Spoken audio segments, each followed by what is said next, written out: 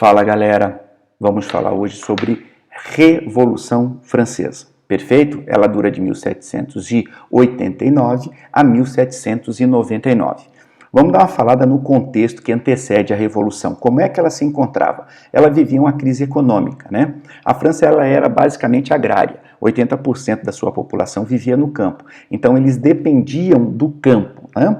Eu tenho um crescimento demográfico muito grande, né? Eu tenho uma população de aproximadamente 25 milhões de pessoas e também eu vou ter catástrofes naturais. Essas catástrofes naturais, como cheias, secas, vão fazer com que diminua a produção do campo. Automaticamente eu vou ter um processo que a gente vai chamar de inflação, né? Então a população fica mais difícil ela comprar os seus produtos, né, alimentícios, o que vai gerar um grande descontentamento, né? Eu tenho uma crise política também. Que crise é essa? É a crise do antigo regime. A burguesia ela está forte economicamente e o rei, dentro de uma política mercantilista de monopólio, atrapalha o crescimento dessa burguesia. Então, ela anseia pelo fim desse monopólio estatal, né? A crise social. Eu tenho a França dividida numa sociedade estamental, clero, nobreza e o povo, né? Ou, como eu costumava dizer, sempre eu digo assim, ó, o resto. Só que dentro desse resto está a burguesia, aquela que vai ser uma grande financiadora, ou a principal financiadora do que nós vamos chamar de Revolução Francesa. Perfeito?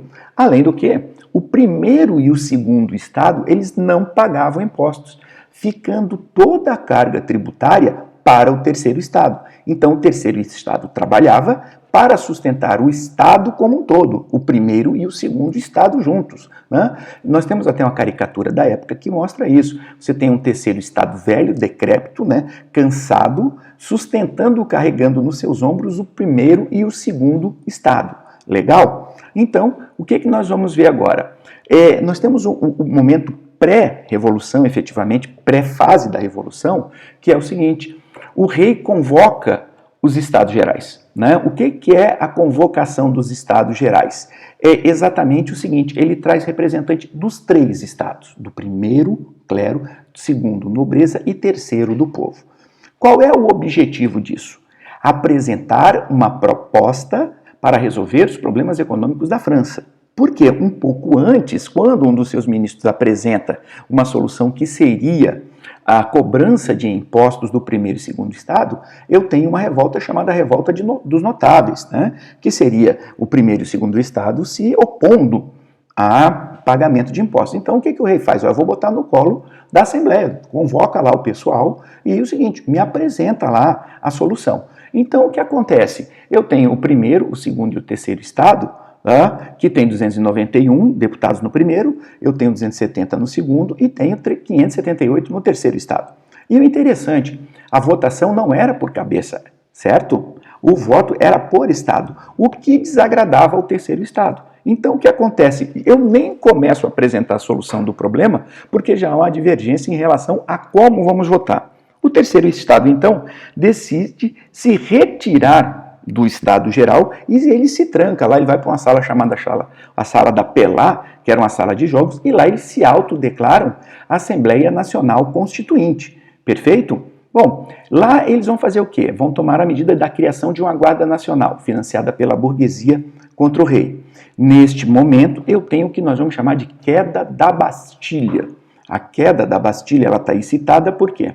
Porque nesta data que dá o início à Idade Contemporânea. É o fim da Idade Moderna e o início do que nós vamos chamar de Idade Contemporânea. Neste período, eu também tenho um momento chamado de Grande Medo. É quando os camponeses reagem contra os privilégios da aristocracia, ou seja, da nobreza, e invadem, saqueiam e incendeiam as propriedades rurais. Perfeito? Bom, aí efetivamente nós vamos para a primeira fase. É a chamada fase da Assembleia Nacional. Essa fase ela vai de 1789 até 1792. Ele é caracterizado pelo fim do absolutismo e pela promulgação de uma nova Constituição, certo? Eu tenho a abolição dos direitos feudais, eu tenho a Declaração dos Direitos do Homem e do Cidadão, eu tenho a Constituição Civil do Clero, que o que é isso? É a reorganização da igreja, né? Os párocos, eles passam a se serem funcionários públicos eclesiásticos, né? É basicamente a igreja transformada numa igreja nacional. Claro que isso vai levar a um racha. Eu tenho aqueles que vão aceitar e tenho aqueles que vão ficar ainda fiéis a Roma, ao Papa. Perfeito? Então, esses membros, eles praticamente se tornarão antirrevolucionários. Em 1791 é proclamada a primeira Constituição da França. Perfeito? E o que você tem então? Dentro ainda da Assembleia, você vai ter essa primeira Constituição que vai estabelecer uma monarquia constitucional composta por 3 poderes, executivo, legislativo e judiciário. O voto, ele passa a ser censitário, ou seja, por renda. Isto estou dizendo o quê? Eu estou eliminando da participação, não estou permitindo a participação daqueles que não tenham posse, porque é isso que quer dizer o voto censitário. Perfeito? E neste período eu tenho destaque de 2 grupos políticos. Os girondinos, representantes da Gironda, da alta burguesia, e os jacobinos, representantes da média e baixa burguesia, certo? Os girondinos, como eles queriam as reformas mais lentas, mais controladas, os jacobinos preferiam mudanças mais radicais, mais rápidas. Então, o que acontece? Como os girondinos sentavam à direita da Assembleia e os jacobinos sentavam à esquerda, então é aqui que se define direita e esquerda. Perfeito? Vem aí da Revolução Francesa, né? Você vai ter a reação da nobreza contra os revolucionários, perfeito? Ou seja, a nobreza que emigrou, ela começa a articular a invasão da França, né? Eles estão se posicionando por quê? Porque os próprios reis no entorno da França também temem que essas ideias se propaguem, né? O Luís XVI, ele tenta fugir e o que ocorre? Ele é preso, perfeito? Muito bem. E aí nós vamos ter depois a segunda fase, a fase chamada de convenção. Ela começa em 1792 e vai até 1795. É a fase mais radical da Revolução Francesa. Ela é dominada pelos jacobinos, pelo grupo radical, perfeito? Comandado pela figura de Robespierre, né? Eles vão ter a aprovação de uma nova Constituição, ou seja, a segunda, que vai dar o sufrágio masculino, perfeito? Né? O homem vai poder votar agora, independente de renda, e é neste período que eu também tenho a execução do rei acusado de traição, né? Eles conseguem comprovar que o rei estava articulando com outras monarquias absolutistas a invasão da França. É nesse período que eu tenho a fundação do Museu do Louvre, é a criação do Comitê de Salvação Pública, que é responsável pela administração e defesa do país, né? O Comitê de Salvação Nacional, responsável pela segurança interna, o Tribunal Revolucionário, que vai julgar os opositores da Revolução, e o mais interessante, os que mais serão julgados é exatamente membros do povo do Terceiro Estado, e aí é o que vai se ter o que se chama de regime de terror, né? Cabeçado por Robespierre. Todo aquele que fosse contra a Revolução, basicamente seria guilhotinado, né? E como é que eu vou pôr fim a isso? Com o golpe do Termidor. Mas eu gostaria de chamar a atenção a vocês que dentro desse período da convenção, eu vou ter uma revolta na França chamada a Revolta da Vendéia, né? Eles diziam que eram monarquistas, mas existem hoje, como podemos dizer, posicionamentos diferentes, né? Na verdade, o que ocorre é o seguinte: como a França corria o risco de ser invadida, houve, por parte da República, que é o momento que vive a França, da convocação de aproximadamente 300 mil homens para lutar. Então, isso seria feito por sorteio. E a região da Vendéia, ela se posiciona contra esse sorteio, não que ela se posicionasse contra a Revolução. Perfeito? Então, essa revolta ela vai ser sufocada de forma extremamente violenta, né? Muito violenta mesmo, inclusive ela é estudada até uma parte para quem quer a respeito da Revolução Francesa, para entender um pouco mais isso aí. E aí o que ocorre? Tem o golpe do Termidor. O que é o golpe do Termidor? É o fim da era jacobina no poder, perfeito? Com a morte de Robespierre, perfeito? Então, a guilhotina, ou também conhecida como a navalha francesa, tá lá? E aí o que eu tenho?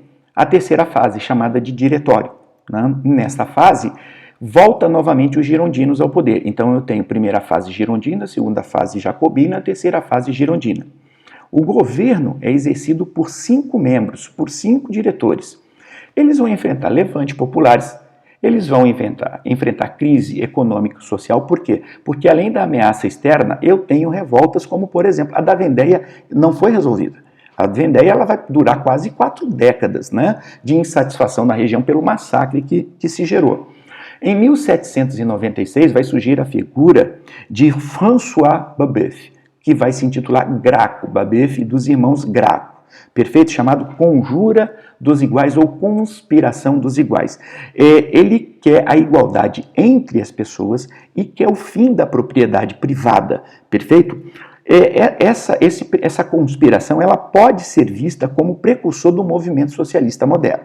Legal? Bom, externamente a França obtém vitórias contra as forças absolutistas da Espanha, da Holanda, Prússia e reinos da Itália, que formam a segunda coligação contra a França. Legal? Destaque para essas vitórias militares a figura de Napoleão Bonaparte. Né? Aí o que acontece? Para tentar conter a ameaça externa e também acalmar internamente a França, Napoleão, apoiado pelos girondinos, vai promover o que se chama do golpe de 18 de Brumário, que põe fim ao diretório e instaura o consulado.